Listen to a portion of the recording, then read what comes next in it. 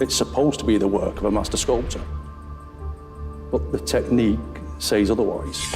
That's the work of, if not an amateur, then a second or third rate sculptor. And none of those would work for the pharaoh. You'd only have the best. The damage is selective, and that's a dead ringer for a fake. If I show you this piece from the German website alteromer.de, which is claiming to sell an ancient Egyptian artifact, you could be forgiven for thinking that this is an authentic ancient Egyptian piece, but you quickly notice that something is off. Number 1, why isn't the nose broken? Number 2, why did it retain its full color while virtually all other ancient Egyptian art didn't? Number 3, why does it look different? Well, if you scroll down a bit and check the date, you quickly realize the trickery. This piece is actually from the 2nd century AD, that is, 500 years after the Greeks, and the Romans after them, had invaded ancient Egypt, which means it is 500 years after the Kemetic civilization had collapsed. And to call this piece an ancient Egyptian artifact is like finding a Victorian hat in Louisiana in 1920 and saying that it is a traditional Native American hat. Hannibal Barca once said, "We will find a way, or we shall make one." This is the Without History channel. Every episode, we bring salient facts about African ancient civilizations and history, and detail how these civilizations contributed to our modern world. We dive deep into what research has to say about the often overlooked or misattributed contributions of these key eras in our collective history. This channel would not exist without the invaluable support of our benefactors. Every contribution, no matter how small, helps us eradicate ignorance of our history.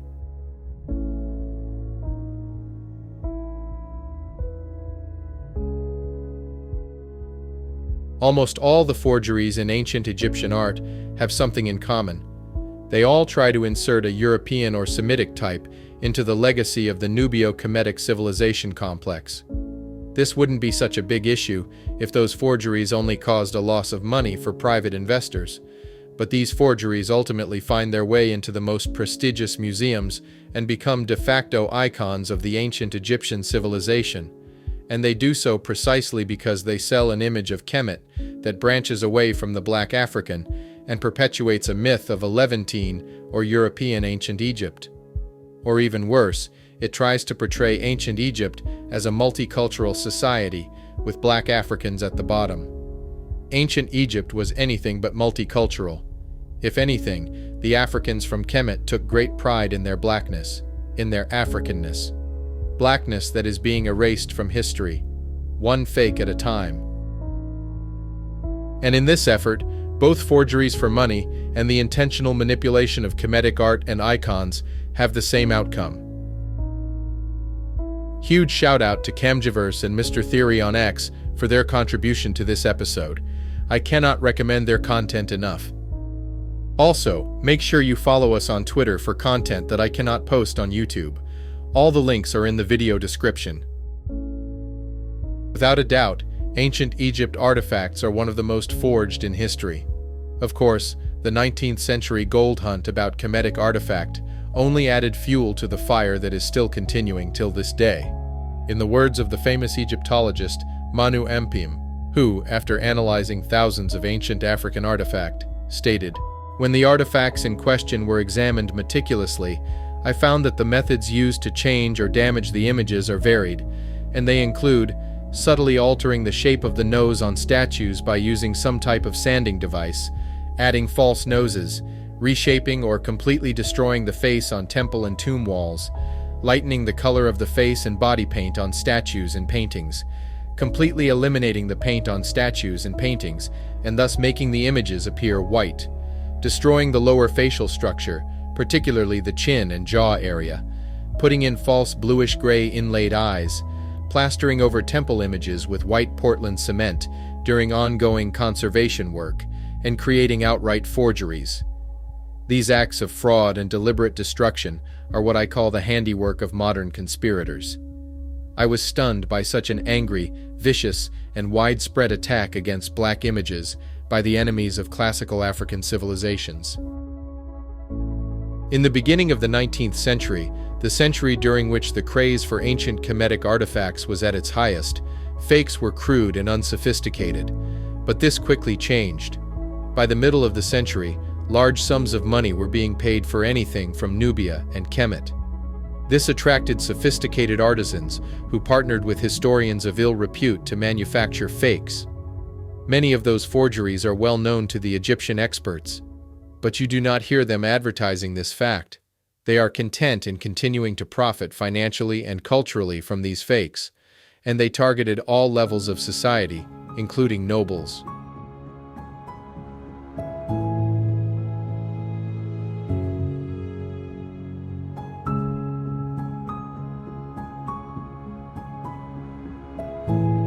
This piece was so influential in Egyptology that it was used as a reference for Egyptian culture.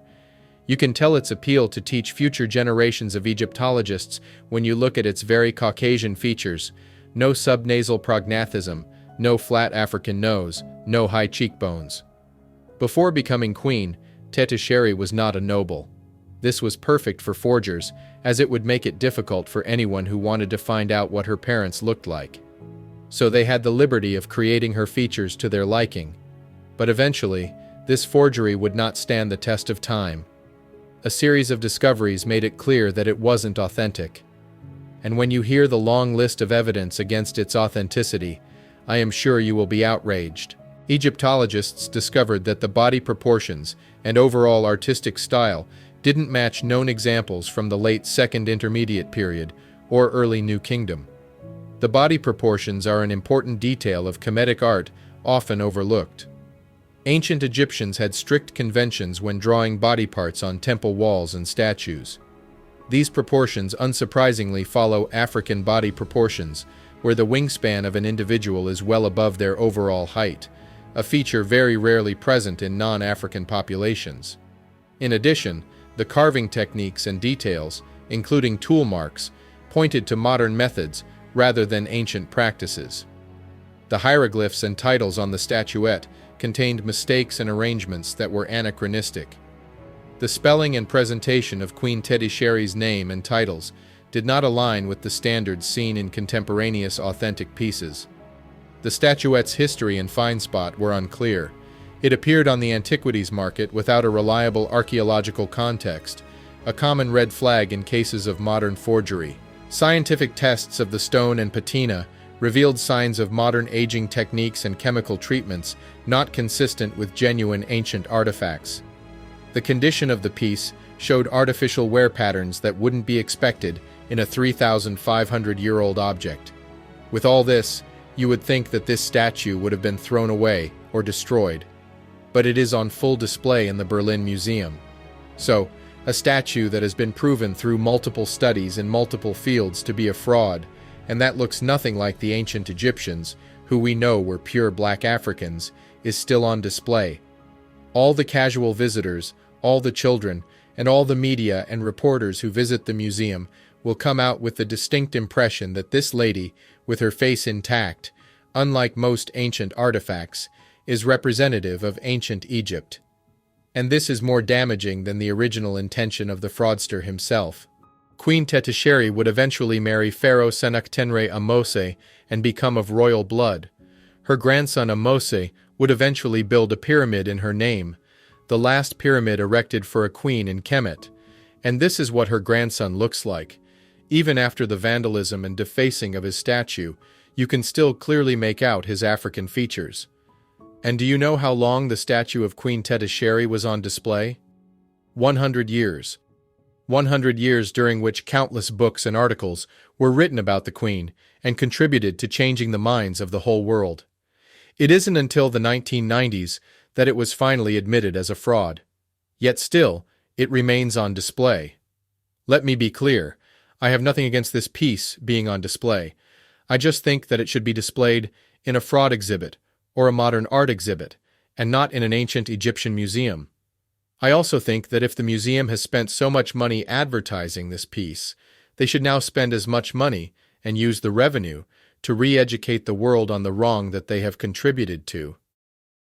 Because if the objective is to educate the masses, when an error or misinformation has been discovered, then it stands to reason that a public correction should be issued, or, at the very least, the item removed.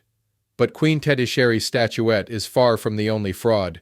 There is a whole other category of fraudulent artifact that were made not for the purpose of resale, but for the sole purpose of giving a few groups an "I told you so" argument. And they are so ridiculous in their attempt that they make you question the skill set of those who brought them forward and the motives of those who continue to defend it.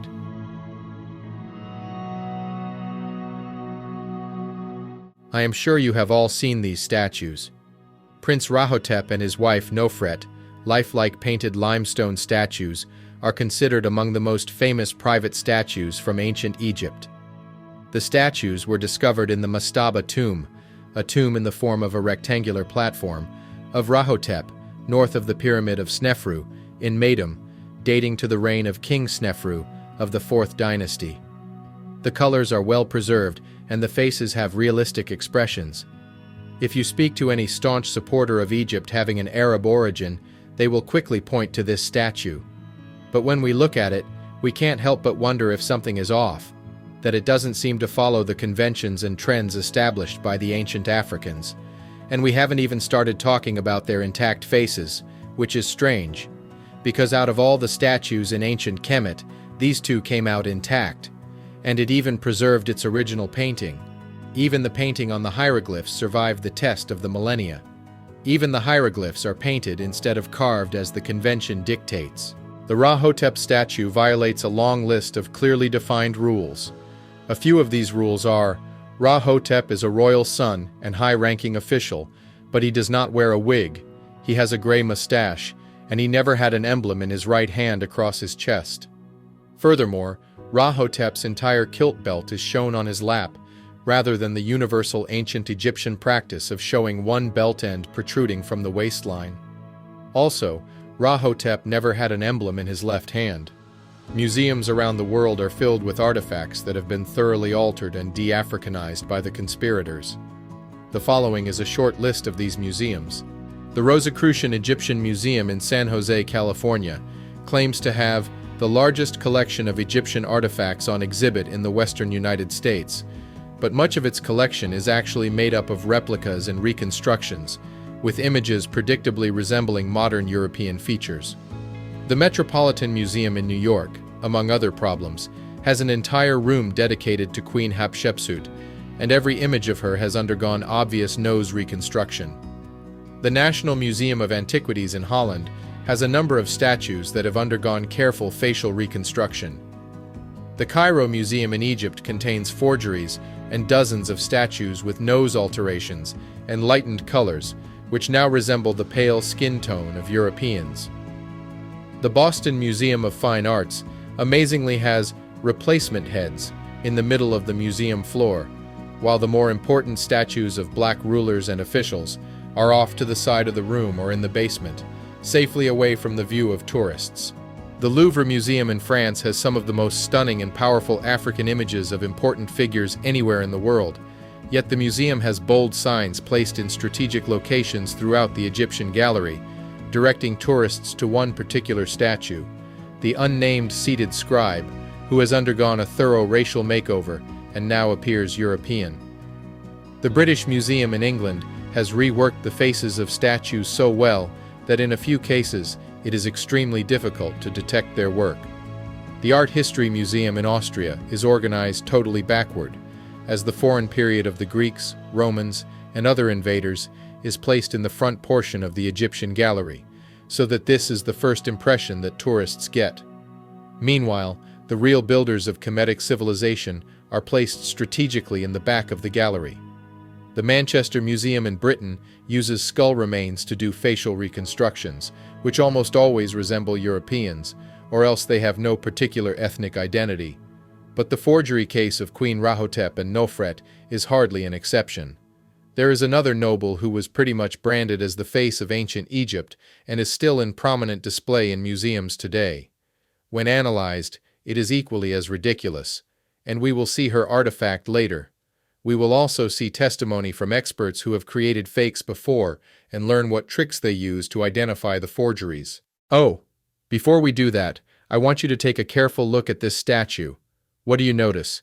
If you said the nose, you would be right, because the officials of an Italian museum decided to give Thutmose III a new nose in a crude and outrageous attempt to change his racial appearance.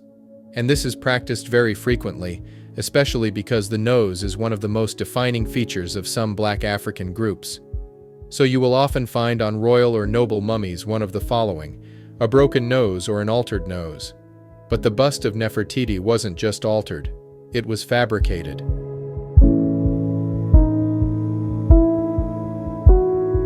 I'm not one to believe in conspiracy theories, so I will let you judge for yourself why we still have the bust of Nefertiti on display in the Berlin Museum after Kate Connolly wrote the following in her 2022 paper. According to a Swiss art historian, the bust is less than 100 years old.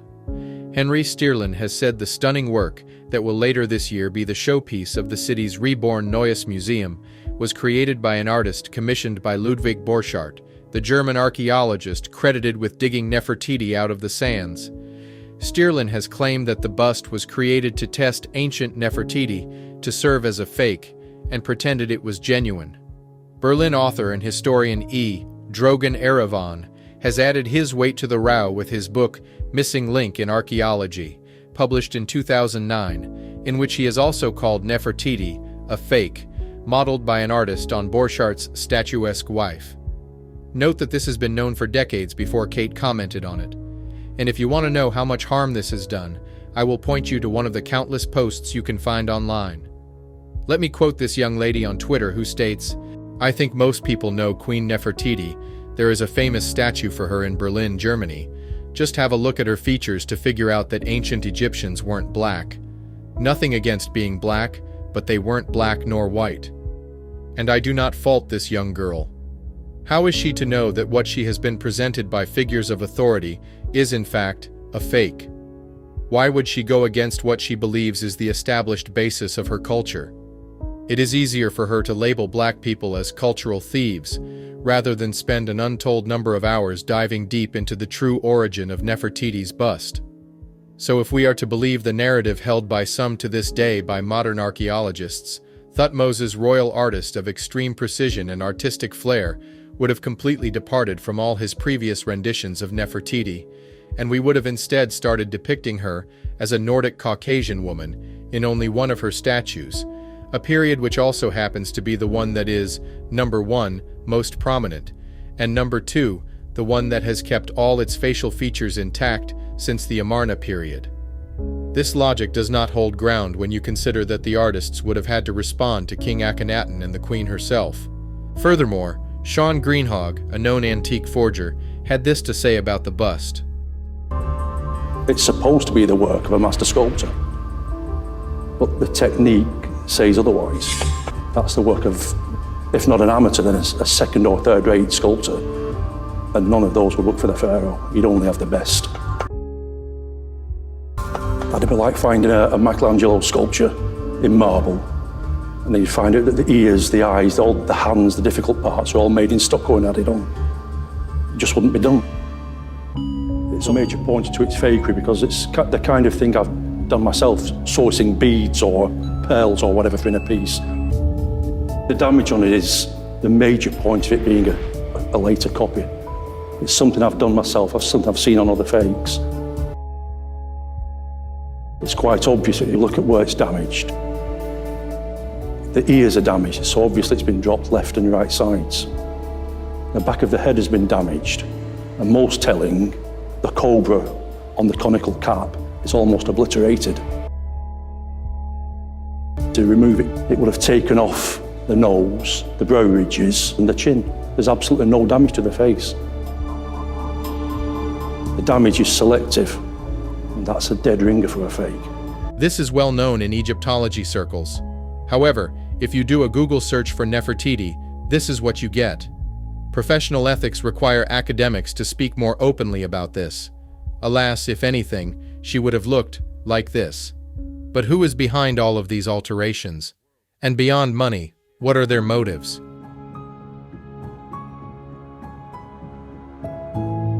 In his work, Manu Ampim also stated, "Who are the conspirators responsible for these acts of destruction? alteration and invention is a basic question that must be answered. Brian Fagan, in his book on the Rape of Egypt, 1975, documents a list of culprits: the Christian Copts who destroyed statues and monuments, the conquering Arabs who dismantled ancient buildings, and the 18th and 19th century European travelers, adventurers, and archaeologists who were treasure hunters, plunderers, and looters. It was during the 19th century that a vast number of ancient Egyptian artifacts were excavated, but most of these discoveries were not adequately documented, with original on-site photographs and detailed field reports, which are now standard procedures within the archaeological field. The systematic documentation of archaeological excavations did not develop until many years after volumes of artifacts were already taken from their original African sites and eventually placed in museums. Indeed, it is a sketchy record of how most of these artifacts were discovered and eventually made it onto museum floors. It is in fact a miracle that any African-looking artifacts survived all these waves of purging, and these artifacts with obvious African features would not have survived if they were the exception. The only way for them to have lasted this long is because they were so numerous, in so many places, including in places of kingship, that they made it. They were present in such numbers, so prominently, that they had to undertake to defacing pharaohs after pharaohs, mural after mural, to try and give the lie a chance. This brings us to the identification of a large group of conspirators who are the handlers of the excavated artifacts. This group includes excavators, antiquities dealers, museum curators and directors, and restorers and conservationists. Somewhere between the original excavation of the artifacts to their transport, sale and acquisition, storage, cleaning, conservation, and finally their display on the museum floor, there has been a diligent effort at altering, reworking, and touching up the facial features of countless statues. The conspirators who perpetrate these acts are behind-the-scenes actors who use a hit-and-run strategy of defacement and alteration of the art. They hide their hands from public view, but the results of their fraudulent and destructive activity is plain to see by anyone who carefully examines the evidence, as their pattern of fraud is highly distinctive. The lack of original documentation of many excavated artifacts has made it easy for these conspirators to commit their fraud. It is well known that many great artifacts of ancient Egypt were destroyed by the hands of plunderers during the widespread looting and trading in antiquities that went on for centuries. But what is not well known is the full story of the artifacts that did survive the wave of plunderers and make it into modern museum collections. The results of their fraudulent work are the countless altered artifacts, reworked pieces, fake genealogies, and a host of forged statues. The most recent revelation of the shocking fabrications by this group of handlers, or more specifically Western museum directors, is reported in the current issue of Archaeology Magazine 54, September-October 2001. This report is associated with an article by Peter Lacovara, and Allard Archaeology reported that in the absence of scholarship, the directors of the Niagara Falls Museum in Ontario, Canada, fabricated pedigrees for many of their Egyptian mummies in the mid-19th century. The most imaginative of these fake pedigrees, or false identities, was created for a bearded male mummy of the Roman period. The museum officials invented the following elaborate story for him, which is a complete myth. General Ossipumf Noferu, the general-in-chief of Thutmose III. He was a man of military skill, also a famous magician. He was 60 years old when he died. The scar on his forehead was caused by an enraged elephant while defending the king from his onslaughts. A palace was erected for the general near that of the king. The museum officials took their scandalous activity even further, as for many years the general was displayed in the coffin of Tetisheri, a high-ranking woman from the 25th dynasty, which was 700 years before his time.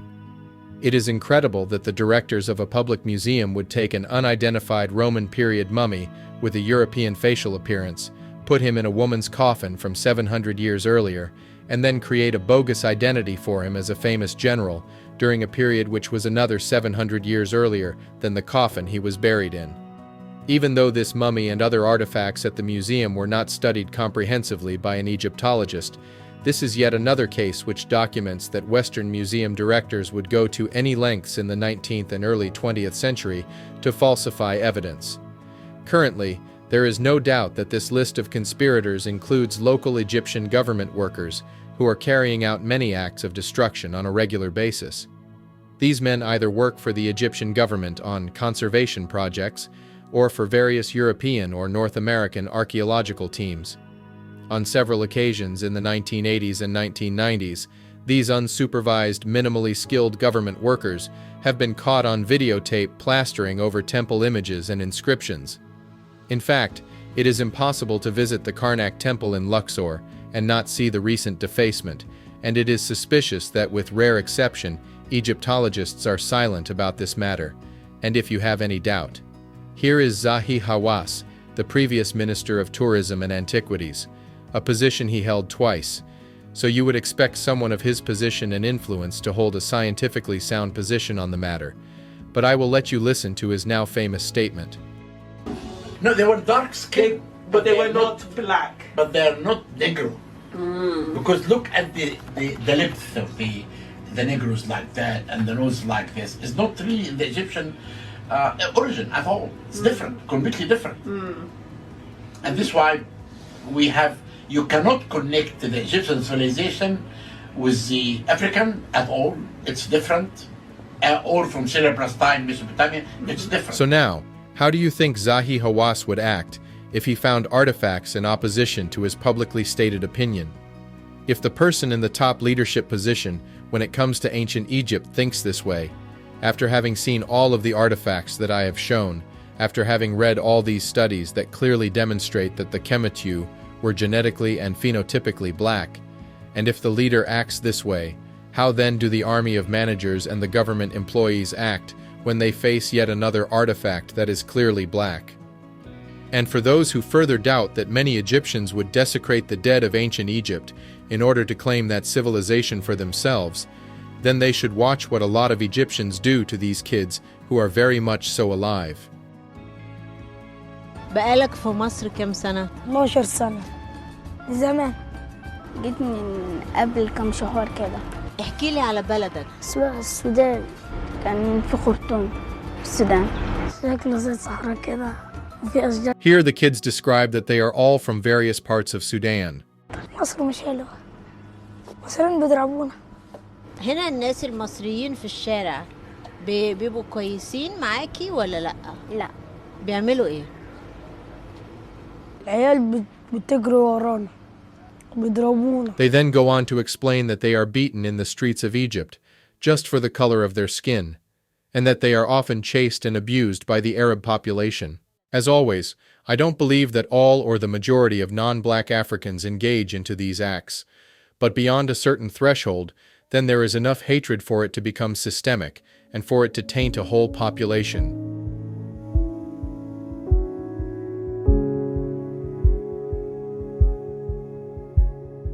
You have to reprogram your mind so that you can now see that many of the artifacts you have been shown and publicized about ancient Egypt are, in fact, fake or heavily transformed to look different from the original African. The fake bust of Nefertiti is not the icon of ancient Egypt. Here is the true icon of ancient Egypt, the statue of the god Osiris carved during the time of the pyramids. These are the features they don't show you. These are the faces of the gods they don't display. If ancient Egypt was multicultural, then there would be at least one soldier that looks Levantine or white. And if you say they were Nubian archers, then please point me to the white-skinned captain or general. I haven't seen any. Monuments are being defaced at an alarming rate too. Manu Ampim, during a visit to Kemet and Nubia, mentioned the following. Widespread damage and deliberate recarving of temple images have allowed some Egyptologists to falsely portray ancient Egypt as a multiracial society, suggesting it belongs to world heritage rather than African history. As a result, many tourists receive a distorted view of the builders' true black origins. European and Arab actors have selectively altered non-African images, erasing evidence of African features.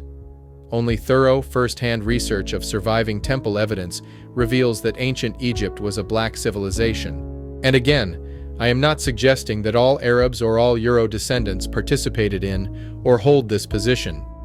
Modern conspirators have deliberately cut a line through the face of Ramses II on the left, in order to change the shape of his nose, but you can still clearly make out that he is a black man. The face of Ramses IV has also been completely obliterated. In this picture, you can see an Egyptian government worker stand in front of the massive wall damage that he has just created.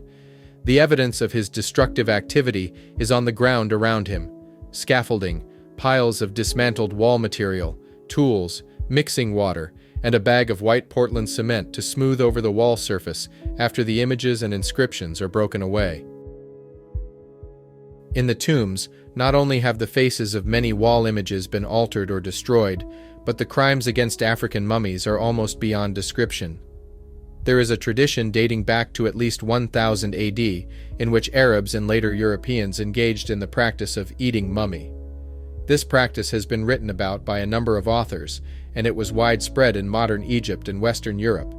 It consisted of countless ancient African mummies being burned, ground up, and made into a kind of powder in order to be eaten. This incredible act of cannibalism was considered an effective medical practice and folk remedy. The belief became widely prevalent that cures could be obtained by eating ground-up preserved bodies.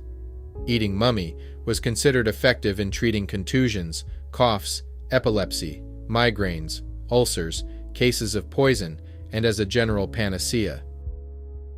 Mummies or fragments of mummies were taken from their tombs and sent to Cairo and Alexandria, where merchants sent the ground-up parts all over Western Europe. In the European Middle Ages and Renaissance, mummy trafficking was widespread.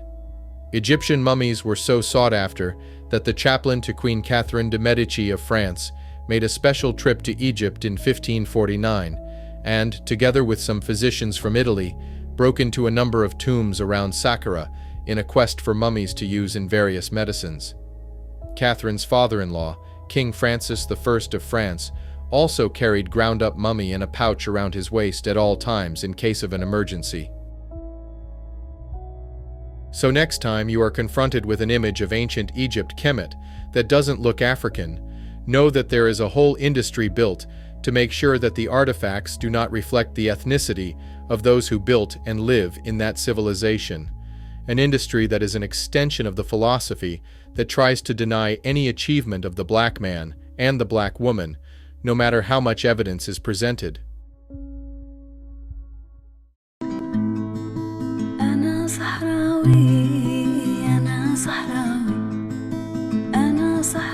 Don't forget to add this video to your favorites so you can reference it later in discussions with Kemet deniers.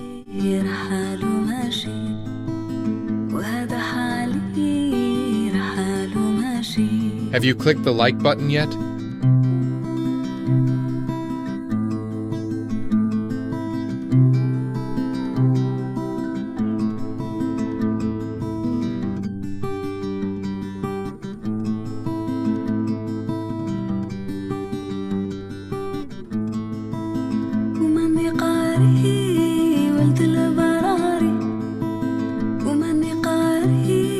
Don't miss our previous episode on the black origin of the Phoenician civilization. Link in the description.